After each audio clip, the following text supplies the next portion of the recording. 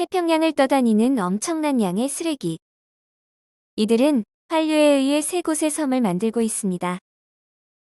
북태평양 환류가 만들어낸 세계의 쓰레기 섬은 한반도 면적의 30배에 달합니다. 2011년에는 한반도의 절반 크기였다고 합니다. 빠르게 확장되고 있다는 얘기죠. 이대로 방치하면 인류의 재앙이 될 것입니다. 플라스틱이 만들어낸 태평양의 거대 쓰레기 섬 GPGP. 과학자들과 환경단체가 그레이트 퍼시픽 가비지 패치의 상태를 조사하고 있습니다. 국제해양환경단체 오션 컨서번시에 의하면 바다에는 1억 5천만 톤 이상의 플라스틱이 떠다닌다고 합니다. 매년 800만 톤의 플라스틱이 배출되고 있죠. 1분의 쓰레기 차 한 대 분량의 플라스틱이 바다에 버려지고 있습니다. GPGP는 바다로 흘러들어간 플라스틱이 북태평양 아열대 환류가 만든 쓰레기 섬이죠. 하와이 1600km 북동쪽에 있는 쓰레기 섬은 160만 제곱킬로미터로서 대한민국 면적의 16배나 됩니다.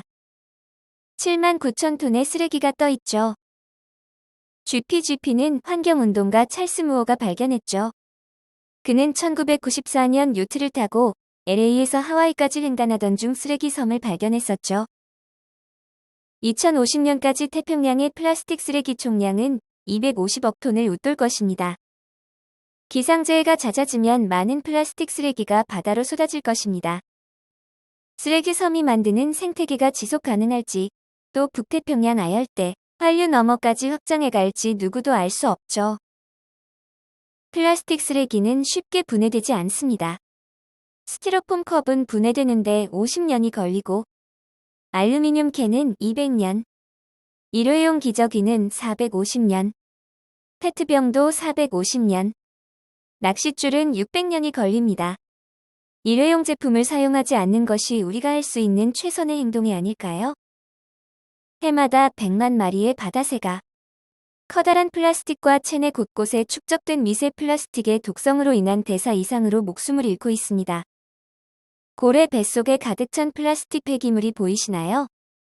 상상을 초월하죠. 조형물이 아닌가 생각될 정도로 그물에 묶인 바다거북과 페트병에 갇힌 작은 물고기의 운명. 그들의 비참한 일생이 곧 우리의 운명이 될 수도 있습니다. 인간에 의한 환경오염은 결국 인간에게 재앙이 되어 돌아옵니다.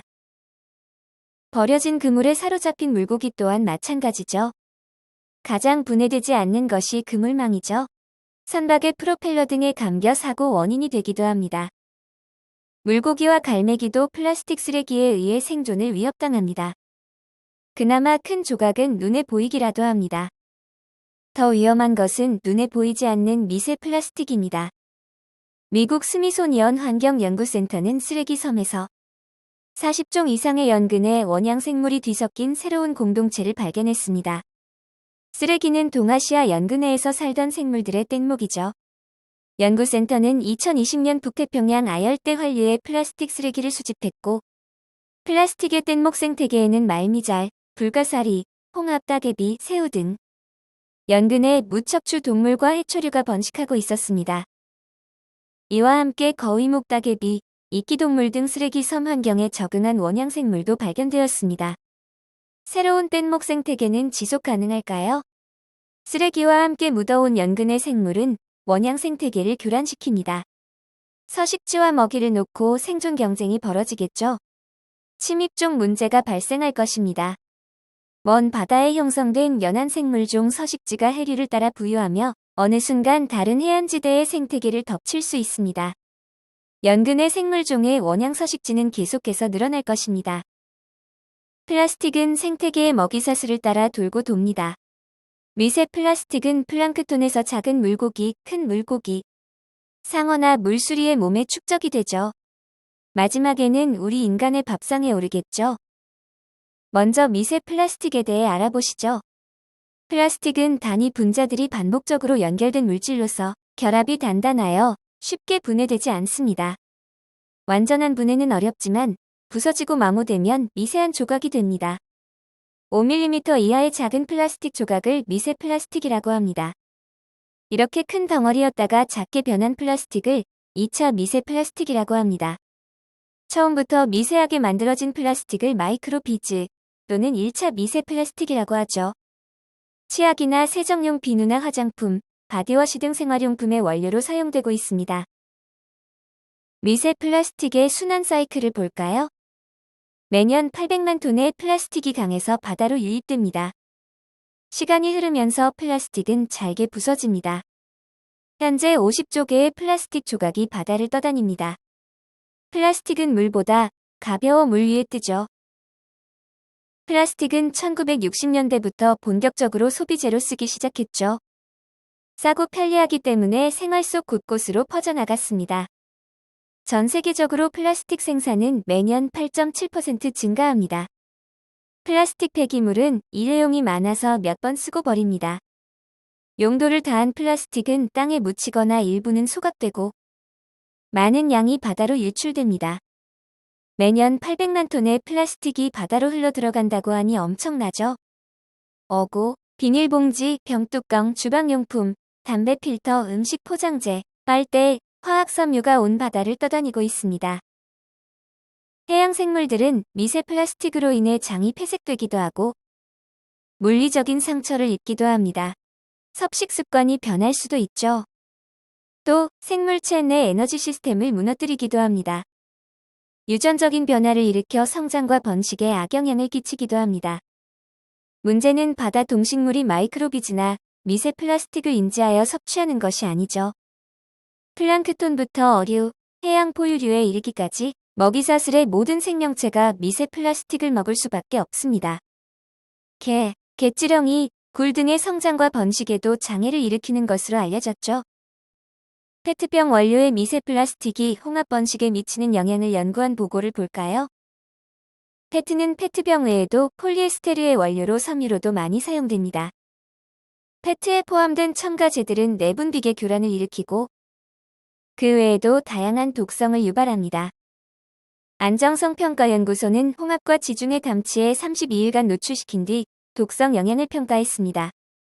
지중해 담치는 국내전 해역에 분포하며 여과 섭식을 하기 때문에 해양환경 모니터링 및 오염 지표 생물체로 활용되고 있습니다. 연구 결과 지중해 담치의 여성 호르몬 에스트라디올과 남성 호르몬 테스토스테론 수치가 감소했습니다. 미세 플라스틱은 지중해 담치 번식에 부정적인 영향을 미치는 것으로 확인되었습니다. 미세 플라스틱은 먹이사슬을 통해 우리의 건강을 위협합니다. 2021년 3월 네덜란드 와전인겐 대학 연구팀의 논문에 따르면 18세에는 몸 조직 내에 8,300개의 미세 플라스틱 입자가 축적되어 있고 70세 노인에게는 5만 개가 넘는 입자가 축적되는 것으로 추산하고 있습니다. 미세 플라스틱을 섭취했을 때 대부분 배설하지만 일부는 몸에 남습니다. 물리적 독성을 보면 흡수된 미세 플라스틱은 조직염증, 세포 증식, 괴사, 면역세포 억제 등을 유발합니다.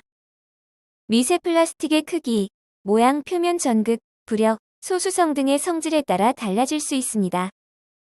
화학적 독성으로는 플라스틱 자체의 구성 성분에 의한 직접적인 영향과 화학적 첨가제에 의한 영향으로 나누어 볼 수 있습니다.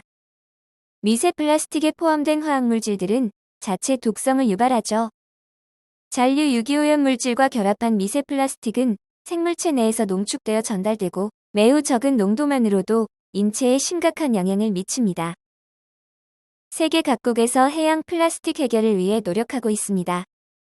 플라스틱 오션 재단과 온라인 미디어 기업 레드바이블은 GPGP의 존재와 해양 쓰레기 문제의 심각성을 알리기 위하여 유엔의 쓰레기 섬을 정식 국가로 인정해달라고 요구했습니다.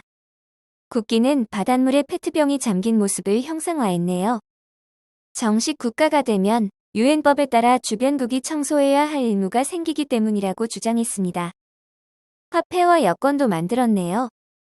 1호 시민은 엘 고어 전 미국 대통령이고요. 엘 고어는 환경운동가로도 유명하죠.